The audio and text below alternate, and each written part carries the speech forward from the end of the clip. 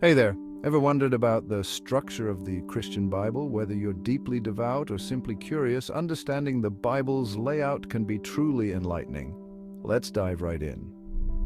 The Christian Bible is divided into two main sections, the Old Testament and the New Testament. The Old Testament, which is shared with the Jewish faith, contains texts written before the life of Jesus. It's divided into several parts, the Torah, or the Pentateuch, which includes the first 5 books. Historical books that tell the story of the Jewish people, poetic books filled with wisdom literature, and the prophets who warned, guided, and sometimes comforted the people. Now moving on to the New Testament, which focuses on the life and teachings of Jesus and the early Christian church. It starts with the Gospels, Matthew, Mark, Luke, and John. Each offers a unique perspective on Jesus' life and ministry. Next, we have the Acts of the Apostles, which describes the early church's growth.